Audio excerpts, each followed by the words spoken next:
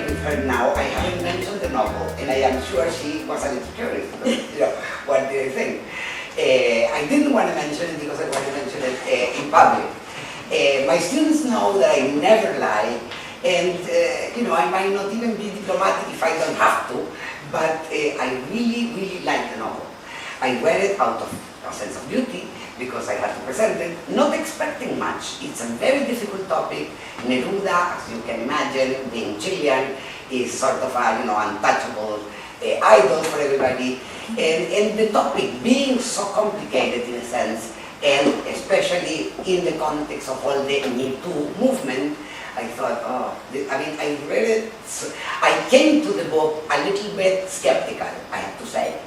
From the very first line, and this I promise you, I couldn't stop reading it. It's a wonderful book, very, very cleverly, intelligently done, very sensitive. I mean, I can tell that you are a poet, because somebody who is not a poet could not have written the book the way it is written, the way she interweaves, connects many different, very complex stories, and it's very easy to follow. You are never, though I would say it's an experimental novel, I don't know whether you would agree, in a sense it is. The narrator, the omniscient narrator, is the daughter of Neruda, Malva, from the afterlife, when she's dead. You accept that idea after one page. It doesn't, never again bothers you, you are not thinking about it.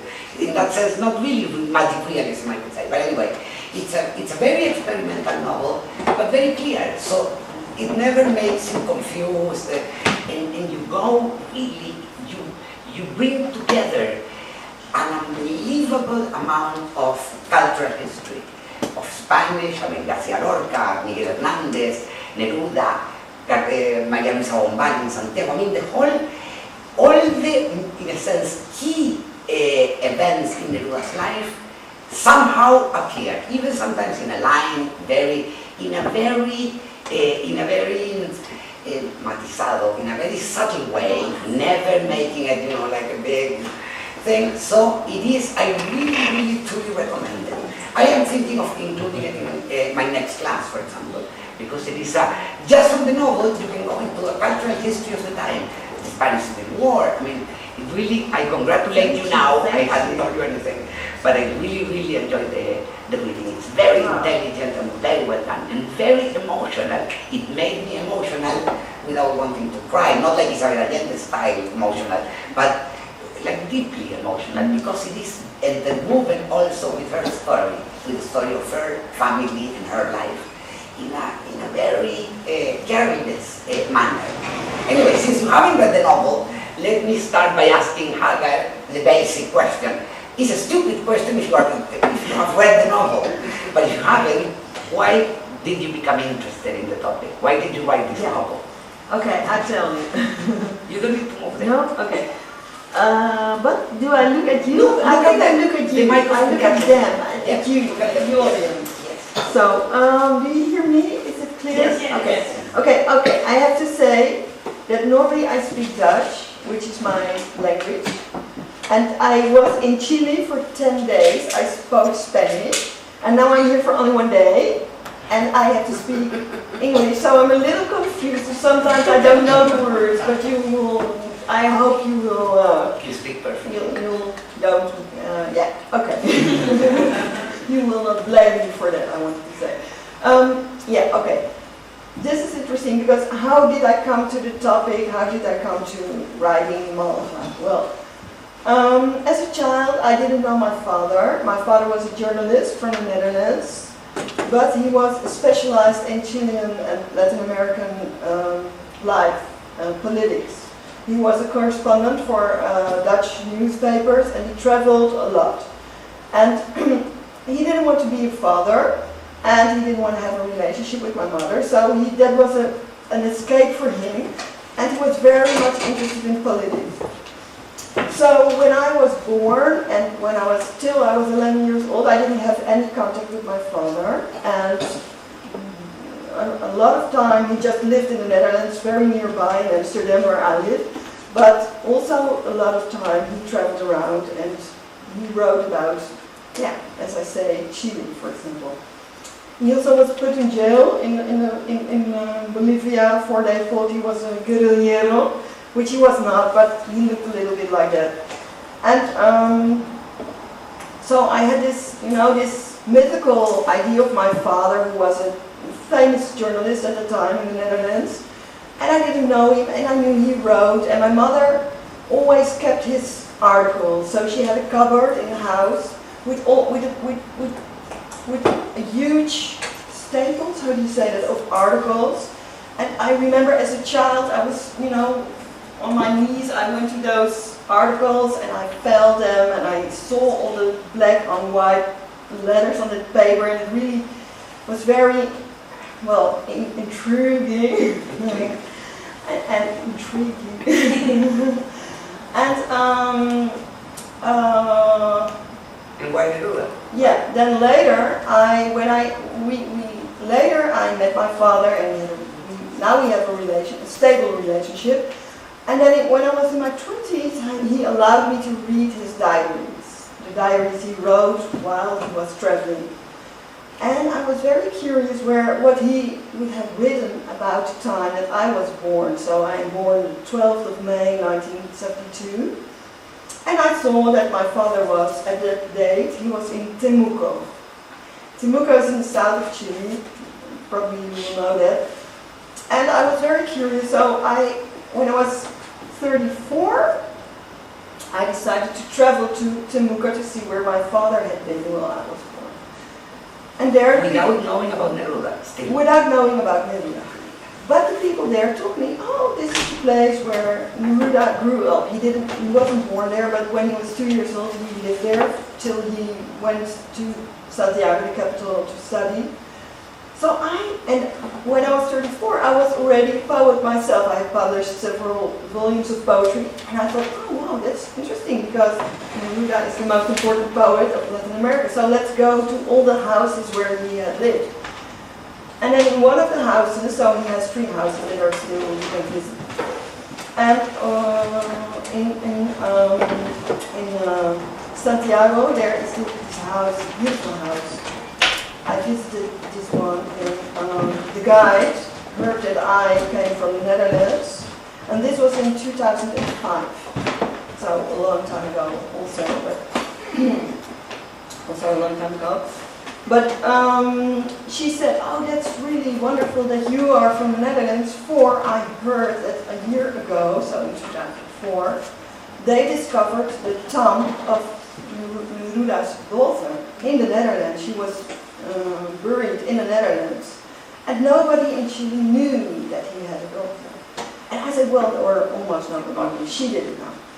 And I thought, wow, that's incredible, because in the Netherlands nobody knows either, and I thought the most incredible thing is that I'm going to Chile to find out where my father was when I was born, while and I didn't tell you yet, but he silenced me. He didn't tell nobody that I was born. And for 11 years he didn't mention me at all. His own parents didn't know that I existed.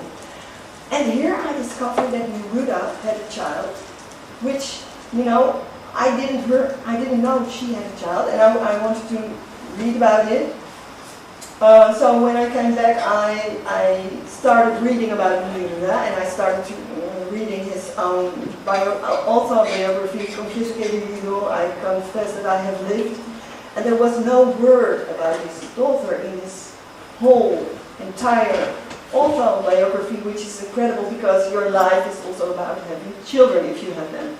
So I became really curious, and I wondered, for I knew a lot about Neruda at that time. Do I say too much? No. Stop, and so you can ask me another question. I just go on. Okay. What was really fascinating was that I knew that Neruda was so, sincere and sensible, and that he wrote about people who were oppressed, who had no voice, who he was looking, like in the Canto General, he looks for the origins of Latin American people. So I thought, why does a man who is, so sincere, how can he at the same time just neglect his child? You don't mean sincere, you mean sensible, no? Yeah, sensible. Yeah. Sensible. Sensible, yeah, and honest. Also, maybe not. Maybe I thought so, but okay, that was what I thought when I didn't know a lot about it. And then, for then, I thought that I really had to write a novel about this, paradox. Because the novel really is, I mean, it's a fact, so I'm not going to ask you whether you agree, is in a sense a daughter in search of the father.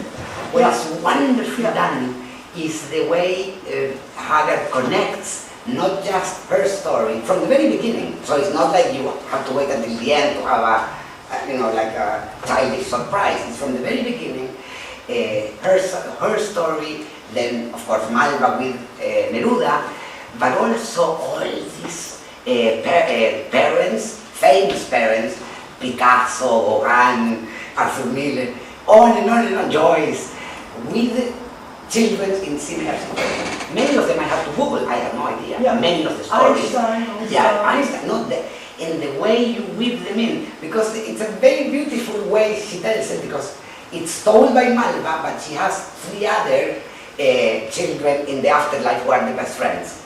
The son of Arthur Miller, this Oscar from the Tin Drum by Günter Grass, Lucia Joyce, and so they are the friends, play around.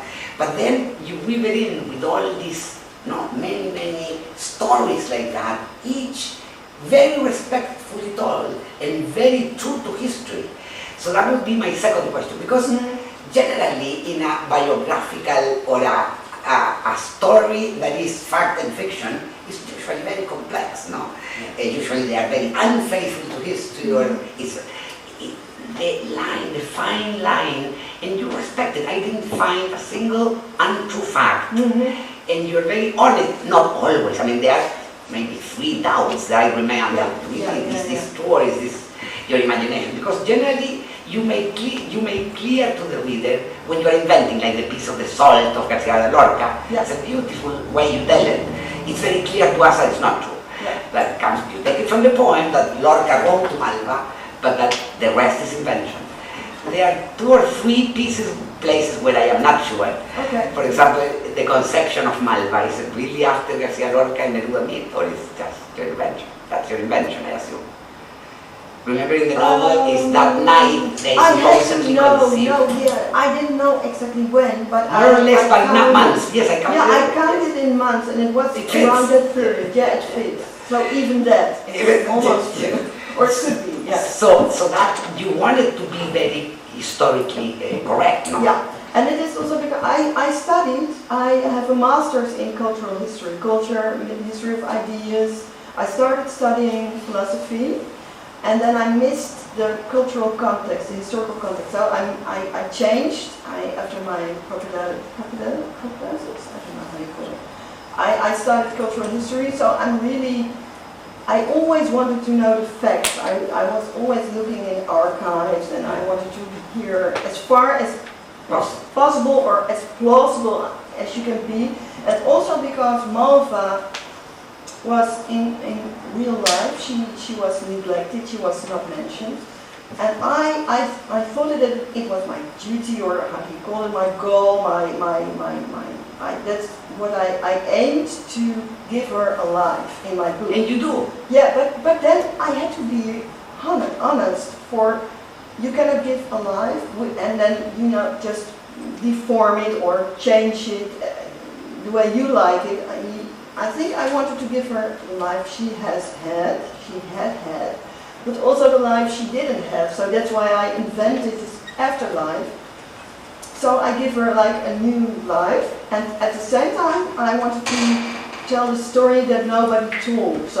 And I also thought that some people think, and I'm curious what you think about it, because some people think I'm really criticizing Neruda, and I think I'm just I do it in a very Nerudian way.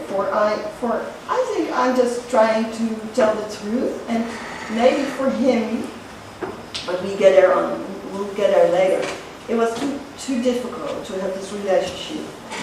But I'm sure that every father or every human being who has a child, has this, if things are not going bad, you really have to want to have this relationship and I think I gave him an opportunity in poetry or in literature that he didn't have in real life to maybe to get together. So in a way, I think I made it possible that they found each other, although they didn't find each other in real life. I believe, to me it was surprising. I expected like a vociferous critique of Neruda.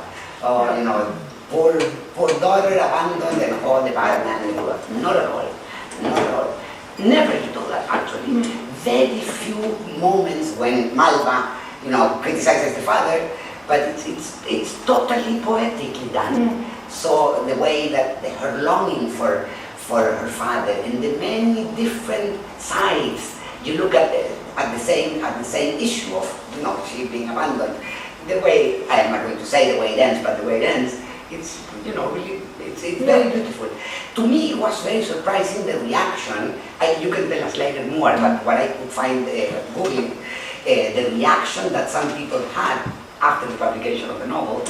Very surprising. The letter that is there in the internet, the Dioses, he's a close friend of mine, so I'm like, he's a writer who directs the Fundación Neruda. So he's in charge really of the legacy.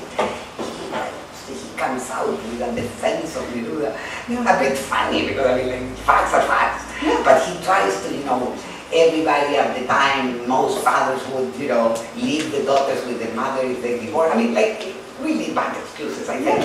But some things he is correct, though, when he corrects a newspaper in Spain that had actually incorrect facts. So he gets away with that, correctly. No, it's not you. But because of the publication of your novel, as you know, in Spain, there were some, articles, and some of them say this daughter that nobody ever knew anything about, and actually it's not true.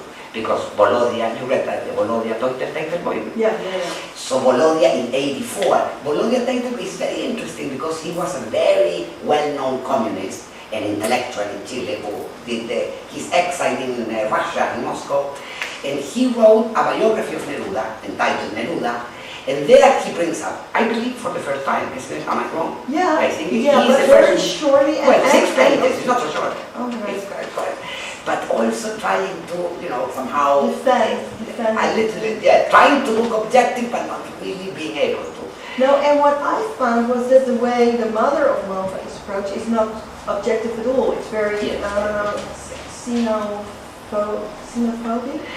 I don't know if I would go that far, but yes, I don't think it's very nice. She was, you would say now, but maybe that's too political correct, but I think she was really discriminated before, being too big and being too Dutch and too Dutch, and she didn't speak Spanish very well, and people were writing about her that it was her own fault and Neruda left her, but it was not. I think she was very kind. I read her letters and. It's beautiful the way you treat the figure of the mother in the book, because it's on the one hand you understand that Neruda wasn't in love with her. You go into many different aspects, very subtly done, and I was very impressed with that. But going back to title point, the interesting part, and I don't know whether you had experience with the Communist Party in Holland, in the Netherlands. But in Chile, at least, the Chilean Communist Party is very moralist. So the Chilean communists, they have one wife and they marry forever, and that's the end of that. And in Neruda, for some reason, they hid it and they protected him because Neruda he was never faithful to any of his wives, actually. No. When he was with one wife, he was then started with another and so on. He was very womanizer, and the Communist Party allowed it. And I read somewhere that even in Dutch, in the Netherlands, the Communist Party, they are also, try to hide Neruda's story. Did you have experience with that? Well, not really. I knew, the Communist Party, that was a long time ago, but I know the Socialist Party, or the Socialists, which is a different story. Very different story. For Allende, for example, was a socialist, not a communist. People confuse that, but it's really different. Yes. But my father, he was, for example, in the Chile committee, and also, but it's a later generation, so I don't know really about these communism. But even today, I mean, the reaction in Chile to the publication of your novel is very interesting. It is interesting because it's very, or people love it, like feminists now, for example, they really want to include it in their fights against all injustice in the world and against, yeah. And I'm happy with that. I think that it's good. And on the other hand, there is this old, the intellectual establishment who, for example, I couldn't find a Chilean publisher, for example. They didn't dare to publish it. No, it's true. And also the Fundación Neruda, they hate it. They hate the book. Why do you acknowledge in the acknowledgement you thank them? Because I didn't know then it was not published yet. And they helped me. I mean, I went to the Fundación to look in the archives. I found all the letters, and I spoke with Dario Osses. I found him very kind. But then it was published, and then after the publication, I think but I don't know whether it's interesting to you. It's a little bit Chilean local history, but no, the Fundación is very. They have a lot of power now, and they are getting very commercial, and they want to protect this. Their income depends on, the figure of Neruda. So but I don't think it has to do with money. For Dario Osses, I don't think it has to do with no, money. maybe not Dario Osses. It's just the figure of Neruda, I think, because don't touch him, Yeah. you are outside. Yeah, you cannot touch him, but the new generation really is touching him now. So a lot. There are anti-Neruda poems. Well, but I mean, it's that's the other way. Yeah. He's still loved. Yeah. I would like to ask, anybody would like to ask a question? Unless... Or maybe, or later, maybe you have some more. Martín, ¿tienes? Estoy singling out. ¿Tienes pregunta alguna? Sí, yes. There was a wonderful art film in Los Angeles, probably a year and a half ago or 2 years, about Neruda, and it showed that he was saved from assassination by a wealthy landlord, of all things. Oh, yeah, I read, but that's also in one of the biographies. Saved, he was. Yes, saved. Yeah, saved by a wealthy landlord. That's true. What do you mean by saved? Well, he was protected by a wealthy landlord, protected from an assassin that was Fidela or after something him. was, I was wondering about the veracity of that. I am not sure That's exactly true. what you mean. You mean when he was You in knew what the... I meant. In other words, he was saved by a wealthy landlord. yeah. Yes, but not after the coup, you don't mean? No. You mean in the 40s when he was arrested. When he was in exile, when he was hiding and writing. Right. That was, There was the movie, I don't know if you saw it, they showed Right. it here in LA. La de Neruda, no? La de Pablo Neruda, ¿sí? No, I saw the movie. Yeah, I saw it in the Netherlands. Yeah. No, but that's true, I think. Or I read that in biographies as well. It is true. It is true, but there were many people who saved them. Yeah. Not just in Chile at the time. The people around art they came from all different social classes. So Neruda, although he was very poor from a very poor family, once they mixed in the world of art, so to speak, classic. For example, his second wife, the Argentinian Delia del Carril, was an aristocrat, very rich. So the social classes didn't work the same way in the world of the arts, I would say. So Neruda, many of Neruda's closest friends were very rich, and even from the right. Even political differences didn't keep them apart. That happened radically after the military coup of '73. That no longer happens so much. So the world really became divided. Before, even actors, one very communist or very righteous, they did together. It was very, a big group. Mm-hmm. Yeah. Yes. A literary question, just about Hagar, how did you decide to create the voice of Malva since she didn't have a voice as a child? How did that voice come about? Yeah. it just her voice came to me, you know. I thought what would be an interesting way, you know, because before I wrote this novel, I only published non-fiction, one non-fiction book, and Poetry. and 5 poetry books. So I thought, I'm a poet, I'm going to write a poem about this, or a whole volume of poetry. But it didn't work. It couldn't happen because I had so many things to tell. I had to tell about my own story, my father's story, the whole political situation. Neruda, it would never fit into poetry. Then it would be too vague, nobody would understand it. So I really had to make a novel. And I was happy because I was asked to write the afterword by a very famous Dutch novel by, nobody will know it except for there's one Dutch person. Can you please raise your hand? You're Dutch? Yeah. You know Harry Mulisch, I suppose. Yeah. Yeah, well, he wrote, I love this book, he wrote Voer voor Psychologen, Food for Psychologists. And this is a crazy book. It's a mixture of autobiography, history, literary criticism, and it's called a novel. And I thought, well, if he can call this a novel, I can call mine a novel as well. So I didn't feel any limitations. I thought I can do whatever I want. I can include poetry, I do, and my favorite poet, Wisława Szymborska, answers questions in her own poems. So, and they are really in the 6 languages in which some of her poems were not translated, so the translator had to translate those poems from the Polish originals into Arab, for example. It was very interesting. But then I thought,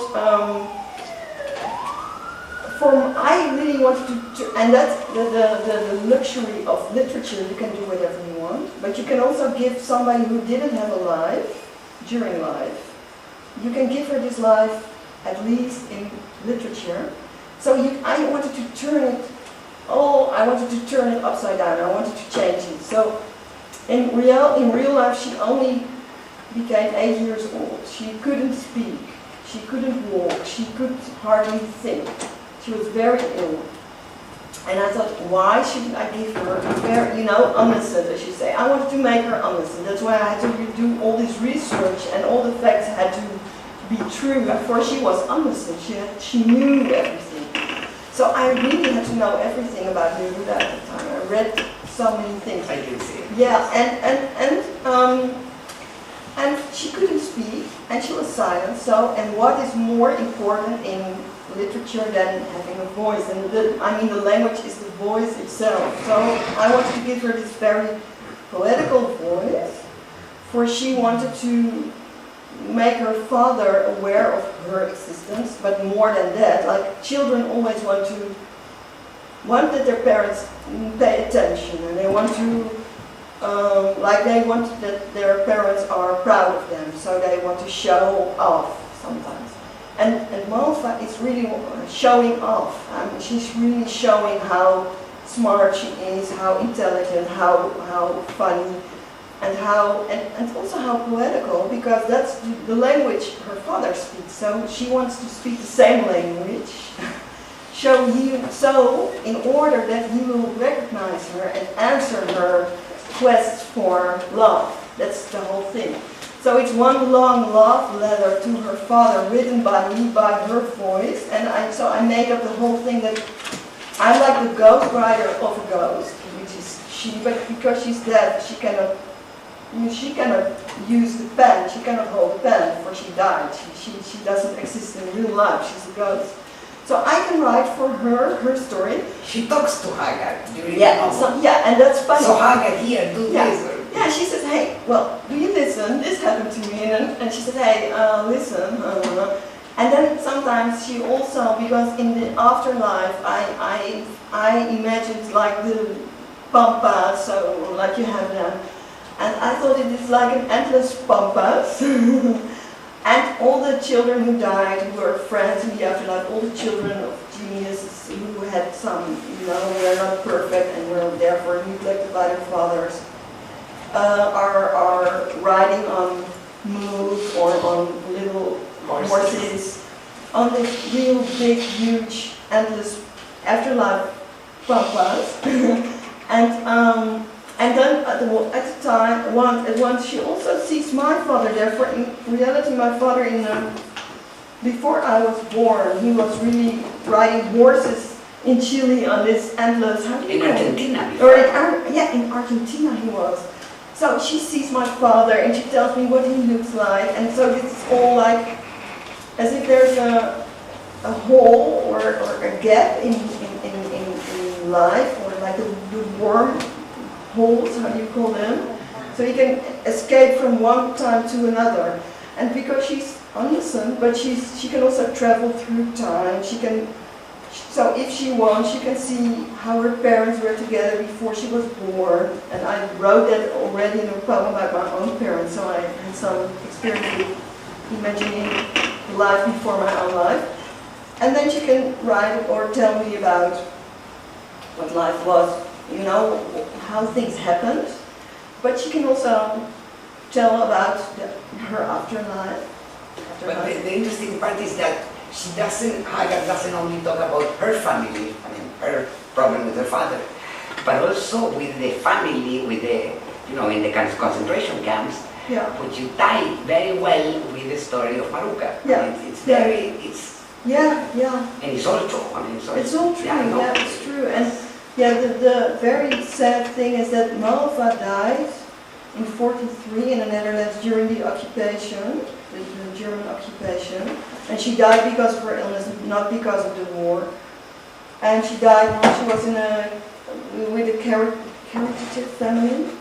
And, foster family in the state. Yeah, una familia caritativa, yeah.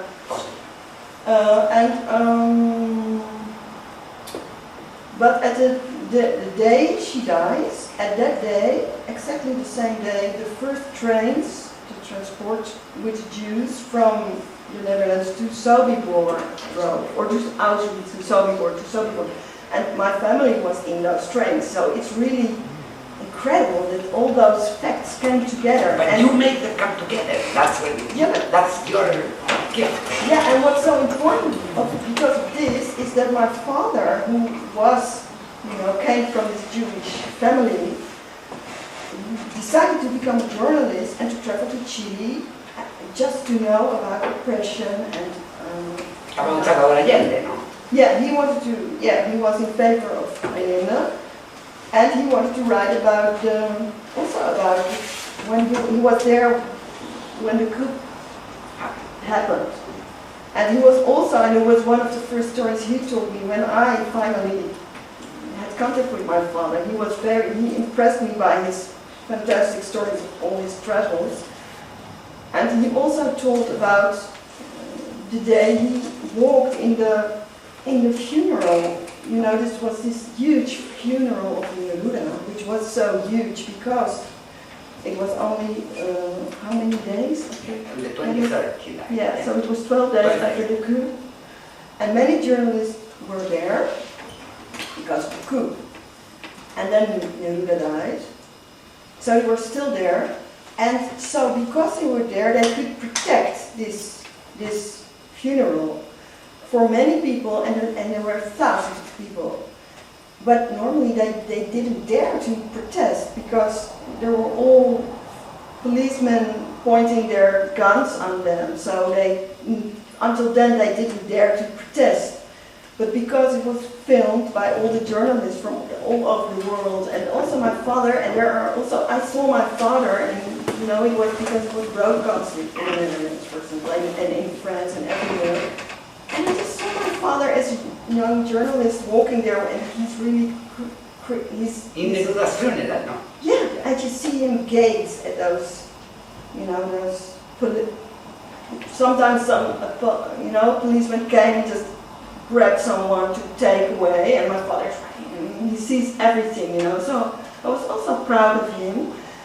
But this was one of the first stories he told me, so that's the real strange thing, I really think that this subject chose me to write about in so many aspects. It has to do with so many levels, as and you can mentioned. see it when you read it. Yeah. How sincere it is, how it comes from the guts of your guts. How it really is in that sense, a wonderful novel. Let me ask you a question, because if I wanted to make a case against the novel, one could say, maybe it wouldn't be completely fair, but one could ask, why don't we criticize Maruca more for leaving Malva with the foster family? It's true, she was poor, we can say many reasons, just like we can make them up for Neruda. But the fact that Maruca left in a different city, it's very clear in the novel, in Gouda. Okay, I can respond to that. Okay, no, you do in a sense in the novel, but you are a little nicer in that sense. No. Forgiving a little bit. No, I think she had no other opportunity at all. For you can imagine, Neruda exiled, I can say exiled. He told, when Malva was only 2 years old, it was just, they lived in Madrid, where he was consul, and Maruca is the mother of Malva. And she is from Java, but she was from Dutch origin.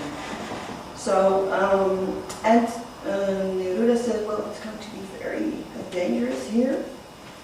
So I want you to leave to the Netherlands with our child. So he put them on a train, and they went first to Monaco. Yeah. And then they went to Barcelona. Then they went to the Netherlands. So finally they went to The Hague, which Den Haag in the Netherlands, because she had some family there. But you have to realize that when they went, Malva was only 2 years old, which is already very heavy to carry. She couldn't walk. And she had to attend her. She had to stay with her the whole time. But in the meantime, she had to earn money she was a single mother. She had to earn money. And in the beginning, Neruda sent her money, but less and less frequently, less and less. So finally, she had to beg for their testimonial. For please, I have not enough money, I have to pay this family, or that was when she was already in the family. But then the war broke out, or the war started, and everything became extremely expensive, and she didn't have enough money. And at the same time, the child was so heavy, she couldn't carry her anymore. So can you imagine, you're alone, a woman, without money. You have to work to earn money, but how can you leave your child, which is very ill, while you have to go out to work? You cannot leave her alone, so what do you have to do? You have no other options, and she really was so sad. She really loved Malva really very much. And she was, Well, I spoke with Malva's foster brother, who's still alive, who still remembers Malva. And also What was his name? Yeah, Renato. Sí, que tú le agradeces, you acknowledge him. But his brother, the brother is called Fred Yulshin. And he remembers Malva being in the family, and that she couldn't walk, so she sat in a car and they pushed her. And she was very lovely and always happy. I read that she was really smiling and glad and very lovely girl. And I don't find her ugly at all when you I don't picture her. No, she was beautiful. Especially after reading the novel. I feel like I know. Yeah. So picture appeared, not so. When did they appear? The first pictures in 2004, no? For the well, they were in the family, so they published, I don't know where they were. I think 2004. Yeah. But,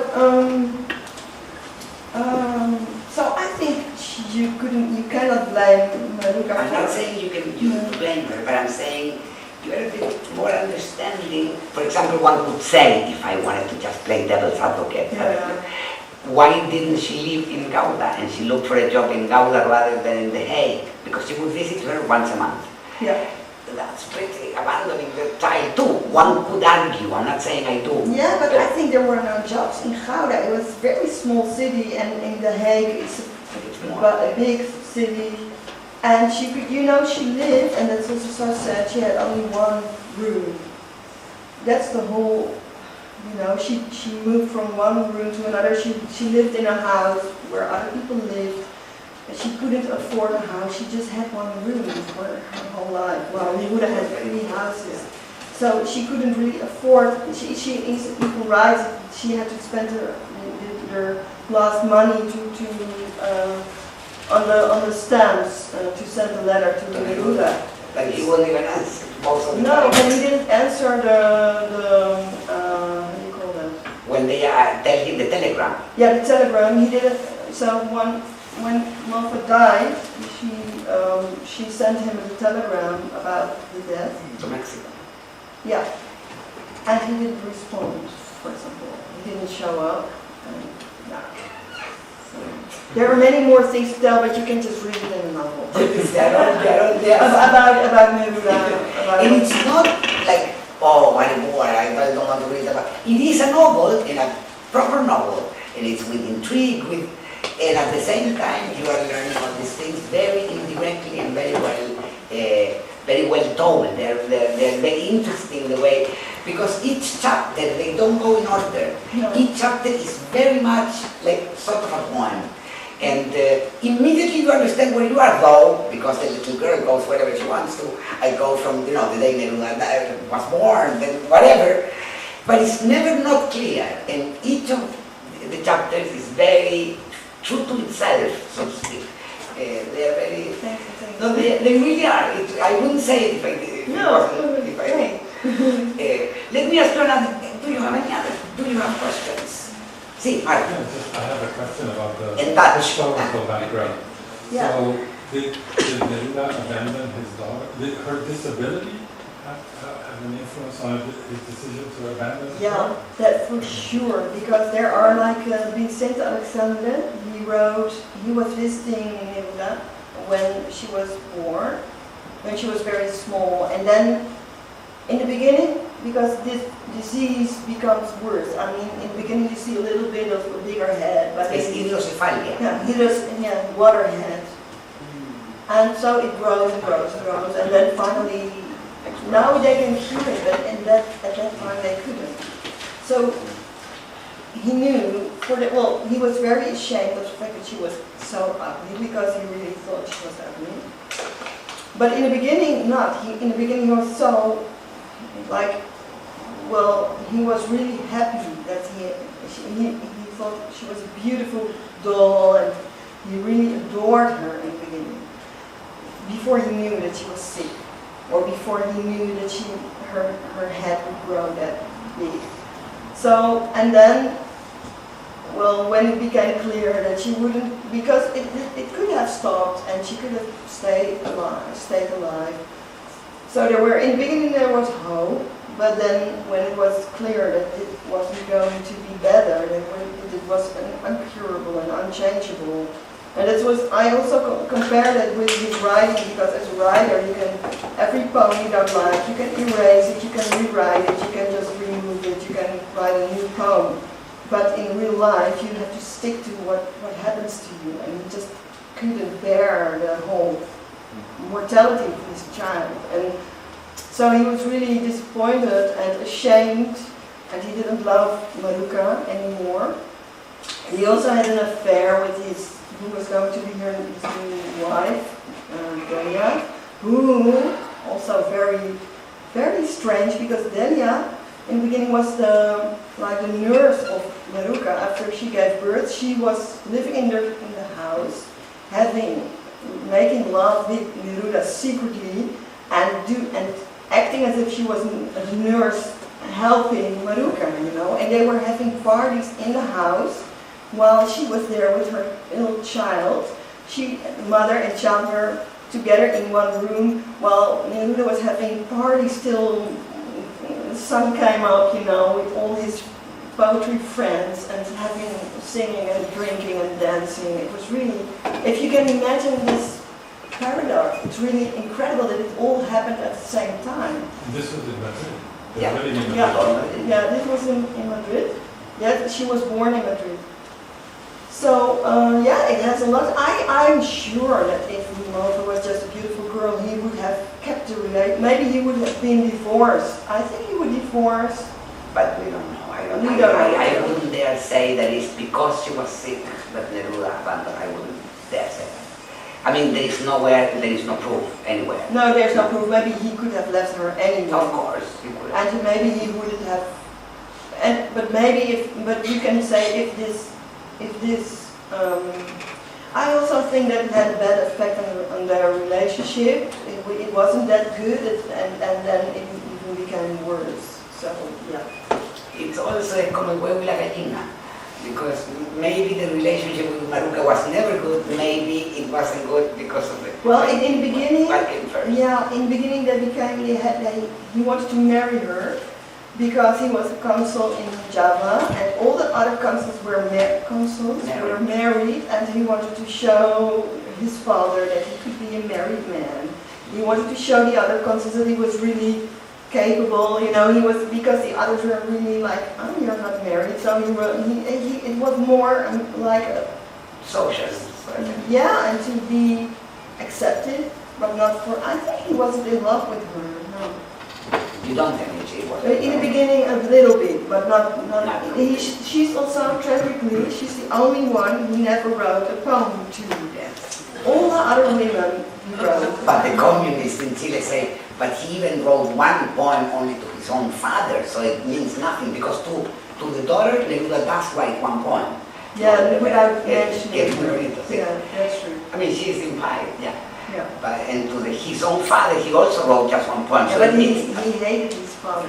yeah, but I mean, whatever. Yeah. Well, his father didn't want him to be a poet, so of Yeah. course then you're not going to write a poem for someone who doesn't like Reject. it. Yes. I found out by total chance, very recently, a few days ago, that there is another novel on Malva by another Dutch writer. I know. Is No, it not on Malva, on Maruca. Not on Malva, No. que no. se llama Es tan largo el olvido. Yeah. No está Malva ahí. Well, she's in there, but it's from the perspective of the mother. It's about the mother, it's about Maruca. But also, Also, yeah, well, it was terrible because I found this story in 2004. Sorry, 2005, a year after the celebrations, the centenary. yeah, and also the year in which the grave of Malva was discovered in the Netherlands by Ginny Klosser, who is the Dutch translator of Mathilde's memories. And I know her. She died last year, and she was very clever, very old, clever lady, and she was really looking for the grave, and she finally found it. And what was your question? The question about the other novel, the novel. Yeah. Or And then, yeah, I know. And, I was 4 years, I was working on this novel, I was doing my research, and then I was invited by the publication of the nephew of Neruda, what's his name? Reyes, Bernardo Reyes. He published El Enigma de Malva, Marina, and it's non-fiction. And I read it. It's only a little bit about Malva. The most is about Neruda, so it's not really about Malva. I think it is, but just yeah. But I was invited to this publication, and there I met Pauline Schloss, and she told me that she was writing a book about, the mother. I said, shit, no, I have to stop. No, I thought, okay, there, I have worked for 4 years for nothing, but she will do it, okay. They relate with the dissertations. Yeah, it was very, and then, what happened? I was invited to the Iowa International Writing Program, and the first person I met there was Professor. Here we don't agree, I don't like him. No, you don't like him, but I met him. Roberto Ampuero. Do you know? Ampuero. Yeah, Roberto Ampuero. And the first thing he tells me is that he wrote a book about Neruda. Pésimo. But you know what I thought? Okay, I just decided I'm not going to I'm not going to write my novel. And then I'm invited to this international writing program, and I meet this guy who tells me he wrote a book about Neruda. I took it as a sign. I thought, okay, I go on with it. So then I decided to go on with it, and then I published my book. So And I didn't dare to read Pauline's book. And you didn't read it before. I didn't dare. Only a week before I finished my own book. But I was too scared that I would be influenced by her. So and then I was so curious that I couldn't, I decided not to read it, and I was too curious. So at the final end, it's a very sad story. It's very sad. It's a good book. It's a good book. I found it, I think it was not bad. It was okay. It was okay, but it was very depressing. It was just, what I didn't like about it is that it wasn't clever, it wasn't fun, it was just this very depressive, everything that happened was sad. So I was very depressed by the book. But maybe it's good because it showed how terrible Neruda's life really was. So in that way it was good. Your book is the opposite. At the end you think, wow, great, everything, we can change everything if we write it. Malva can do whatever it wants. That's, you keep hope at the end. It's a very beautiful ending. Thank you. Yeah, it is. So, Are there more questions? Españoles, como ahí con todo lo que está García Lorca, está muy Hernández.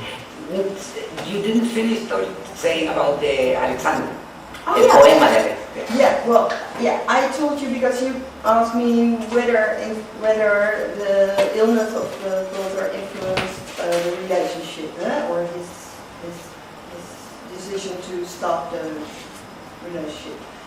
Well, what happened was that, or what's interesting, I read that it was published in a literary magazine a long time in the 80s. A description by Vicente Alexander when he visits Neruda house in Madrid shortly after Malva was born, and she's in her crib, and everybody does as if it's normal. So he's very happy, and he says, "Wow, this is the most beautiful girl I've ever seen. Can you see how beautiful she is?" And then, but his center doesn't agree with him. He thinks, "Oh, this is really terrible."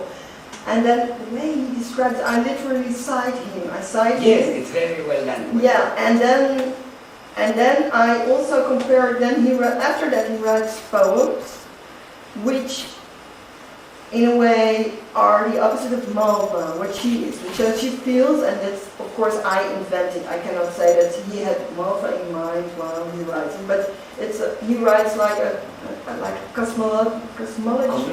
Yeah, and and he writes about nature and the limits of nature, and she asks herself, maybe he had my deformations in mind, or maybe he was thinking of me while he was writing this, because but it's very difficult to talk about it. I think it's better to read it, it's really difficult. But the description is very beautiful. When Alexander can see what that is going to become. And I think he's exaggerating, because as you think she's not so ugly at all, but if you read his description, he really describes her as a mass of flesh without ends. It's just as if you can hardly see a face in it. It's just deformed. Yeah, they're deformed, and you really think of a monster if you read it. And then after I saw the picture, he's also a poet at that time. I mean, he exaggerates. He makes it's not reality, I think. Although what Neruda would feel when what he felt. Yeah, but imagining what Neruda will feel when he realizes the last possible. Yeah. But there is also the poem by García Lorca, which is very beautiful. Yeah, and this is also interesting because it was only found in 83, I think. So 84. Okay, 84. But a long time after it was written, and it was written shortly before he was killed. It was shortly before the Spanish Civil War. Because Neruda and Lorca were very close friends in Madrid. It was Lorca who invited Neruda to come there because he was posted in Buenos Aires. No, in Barcelona. No, but first, when they meet in Buenos Aires. They met in Buenos Aires because he had Boris Sangre there. He's the primary, I don't know. And then they met, they became friends, they really had very funny conversations, and they really were very inspirational to each other. You reproduce that in one chapter. They're very funny, very clever. And they both were literary giants, you can see that. And it's very fascinating, their relationship. And I also thought that Lorca was a little bit in love with Neruda. Yeah, I think that. And there is a description, and I couldn't find it where I read it, that one time Lorca stepped in the bath tube while Neruda was in there. That's not in the No, and I couldn't find where it was. So I thought he really made it, you know. But of course, but Neruda was now homosexual, so it didn't, you know, nothing came out of it. But it was a very close friendship. And then, as a gift to Neruda, I think he wrote it while she was not born yet. So it's. But he wanted to give like a birth gift, or it was he knew that she was born, but he hadn't seen her, so he wrote a poem about her. It's the only poem written ever about her and for her, with her name in it. It's really about her, and it's about a beautiful dolphin, and you know. And then it's so sad because then it turned out to be totally different, but it was a gift to Neruda, and but it was never published, and it was just found in 84. Yeah. And what is also interesting, what I found, was that the two poets who were most family-minded, you might say, like Lorca, was killed because he went, I think, to his mother. Is that true? He wanted to see. He risked a lot because it was very dangerous, and he could have, I don't know, stayed somewhere. But instead of this, he wanted to go home, and then police found him and they killed him. And it was the same for Miguel Hernandez, that you also have. Yeah, Miguel Hernandez had just had his wife gave birth to their second child. So he really wanted to go home to see that child. And on his way home, the police put him in jail, and that's where he died. So Malva says, well, this is incredible that my father just left me and he survived. Well, two poets who did care for me. For there are descriptions of Miguel Hernandez walking in a park in Madrid with Malva in the stroller. In the stroller. And he was really passionate, he was really caring for Malva. And Neruda wrote his poem, Lorca wrote his poem. So both lovely poets who did care for her died, and Neruda, who expelled her, was alive. Yeah. Weird. It's Spanish. I mean, many events and poets and cultural, you know, are in the novel. Who is your reader? Because I was very curious. At many points in the novel, who are you writing it for? Because it's not for a Chilean, because you explain things that Chileans know. And not only that, I would argue against. For example, when you describe Temuco as very southern, to me it's not so southern. It's because I grew up in Valdivia. So for me, Temuco is norte. No, but anyway, but I mean, the descriptions that she's aware perfectly well what places in Chile, so you masterfully you explain it without giving like dictionary definition. So like the mountain, you know, whatever, you want your Dutch reader to understand what you're talking about. But at the same time, there are moments when it feels that we're writing also to a Spanish audience. Did you have a key? Was it for your father? I think it was for Malva. Yeah, it sounds so sentimental. It was for Malva. Who is your real reader? When you're writing it to the real person that you... I'm not thinking of you don't think of a reader. No? No, I have no reader in mind. No. Maybe sometimes when I write something, a specific thing, I think of somebody I know who thought of it or something like that, but not. It was more that I just wanted to make sure that Malva, if she could have talked to me, would talk that way to me, and that I wanted to picture her. in my way. So it was more that I wanted to do like an ode to her, or to poetry maybe in general, or also the power of literature, where you can recreate life and you can make an afterlife of life. And I realized that in life many things don't happen the way you like them to happen. You want to change it, but you don't want to change. You could change poems you didn't like, or you could just start again, over again. While Malva couldn't be recreated, but in literature you can even recreate Malva, and that's what I wanted to do. So in the depth way, and I even showed up. Yeah, I even put myself into it, like with my own story and my father, and the reason why my father went to Chile, and ultimately, I think I had just a general reader in mind, not just a person. I don't know, who just. And I hope that he would understand it and disagree with it, or... But it's strange because the reader is to me more European, probably, because you don't explain who Einstein is, but you do explain who Hagar is, for example.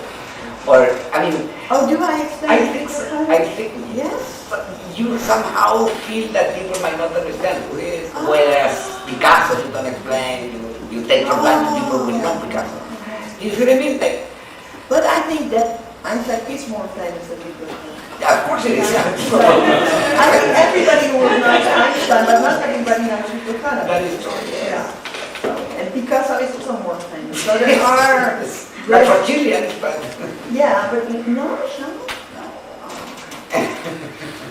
I don't know. But Einstein... No. But I mean, it's interesting to me if you don't think of a reader. It's curious because since I haven't written a novel, it must be difficult to decide what to explain, when, how, or even what words you decide to give in Spanish. Yeah. I mean, maybe that has to do with the translator.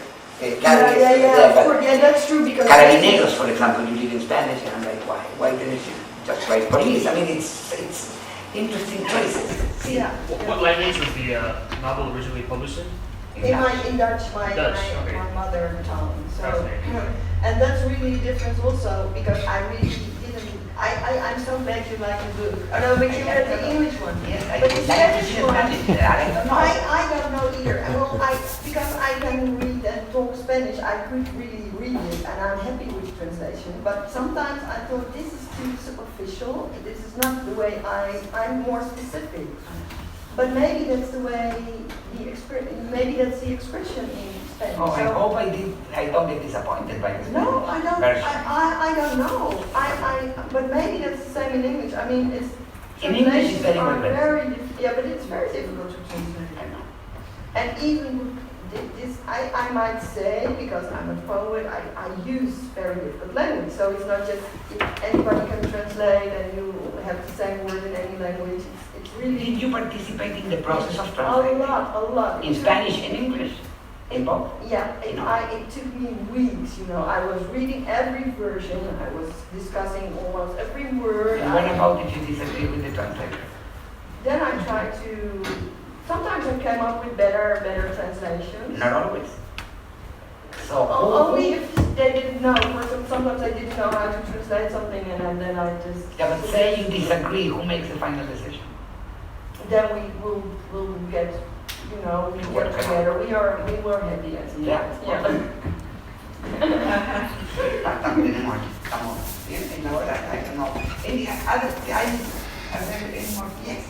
I found it really interesting when you said in the novel that Neruda and Walker were really more in love with each other than they ever were with any woman, and more in love with death. With death, yeah. Well, I think Lorca was more in love with men than I think. Well, that was right. I guess in Walker's case that might have been obvious. Yeah. Yeah. So, but what's the question? Where did the idea that they were both in love with death come from? No, I don't remember. With death? With death. Oh, with death. No, that was when, maybe they were not in love with death, but I write this about death when Malva, when Verónica is pregnant, and she is in the house, she lives together with Neruda. He's writing Residência in La Tierra, which is a very dark, quite dark, death. There's a lot of death in it as well. And that was because when he wrote it, he was quite depressed. And Maria Luisa Bombal is there, she lives there at the same time, and she's writing La Isla Niebla, which is also about death. So, and I wanted to write this opposite, this opposite is Maruka, who is expecting a new life, not knowing that that life is also going to be dead. And at the same time, she's surrounded by writers who are writing about death. But having life, full of life. And having life. So I think this is my poetical perception of these contradictions that happen at the same time. And they are normally, I don't think they are really obsessed by death, but at the time, there's also a time, like one of the poems of this Residência de Tierra, one of the students who read one of those poems killed himself, committed suicide, and Neruda didn't want this to be published again. So it was a really dark time and dark. Sobre la muerte de esa época, ¿no? Did you read that poem? Yeah, I Only think death. so. Yeah. Tú en el sol. Yeah. The worst moment of Neruda. But on the other hand, in reality, he was full of life. Yeah. He was full of. So it's also like a romantic flirt with death. It's interesting. I thought about this as well because one of my best friends was a poet, and he died a couple of years. He died 1 year or 2 years ago. He was ill.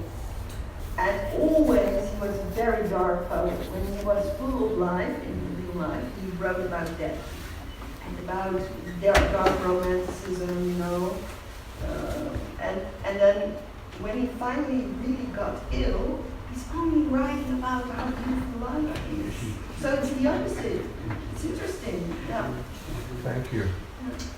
I felt that about your work, that it was very evocative of the afterlife. It's very evocative and emotional throughout, but it was very chilling. There were that liminal space I thought you captured so beautifully, and there's a strange stasis, and I was just curious if you wanted to talk a little bit more, if there were any works that inspired your sense of the afterlife and what it might, its pacing. Yeah, that's interesting also. I was, in fact, there are two books I was influenced by. And I have to think of their names. One, and it all happens because when you're writing something, so everything that happens is important at the time. So a book, a friend who gives you, might influence you. And to me, the book... The House of the Spirits. Also, I knew it before, yeah, but that was more magic realism. But I knew that a lot of Latin American literature is about living after life. It's like, I wrote a book 4 years ago, and then I had all the names, and now, for example, the American, there's the Lovely Bones. You know the book? That's about a girl who was killed, and after she's dead, she knows what happened, but the stupid policeman cannot find the man who killed her, and she intervenes, which Malva doesn't do, but she intervenes in real life. So and my mother gave me when I went to Iowa to go to the writer's program, and this was the book I had with me, so I thought, oh, that's interesting, this afterlife and this omniscient perspective. But there's also the Brazilian writer, like Posthum Memories, what's his name? Huh? The Posthumous Memories of Bras Cubas? Yes, that one. Machado de Assis. Yes, and I love that tone, that voice. So the voice, this intelligent, funny voice of this man who's telling after his life about his life, that influenced, that gave me the idea of writing. I'm like, good. That really gave me the idea of writing, that kind of, because you would think that when somebody's dead, he will talk very seriously and maybe boring or so. And I want to have this funny voice, you know, this. So that Playful. playful. You do it. For I think that intelligence has to do with playfulness. So, and with humor. So if you're innocent, then you must be funny as well. You cannot be innocent without being funny, I think. So that's why I make it funny. And there was another book, but I forgot now. So, but these two were important to me. Yeah. Any other question? Anything else you want to say? If not, we can go outside so that you can sign. No, books. I told a lot. I'm very happy. You do. I think I told everything. You don't have to read me now. But so are you happy with the reception the book has gotten? I found, as you say, that some, also when I interviewed, I was in Chile and also some newspapers in Spain and everywhere they wrote, they read my book, but I find that they depict it too negatively. They don't really, sometimes, I was very happy with the reception in the Netherlands, in Belgium. So I'm this bit of life, it's the National Award Belgium for literature, so I was really happy. And they really understood what I tried to do, which is a miracle, for it comes out of my head, and somebody else reads, and he really knows what I tried to do. I found it really amazing that it's so understandable. So I'm happy with the reception. Yeah. You need more readers, more. Yeah.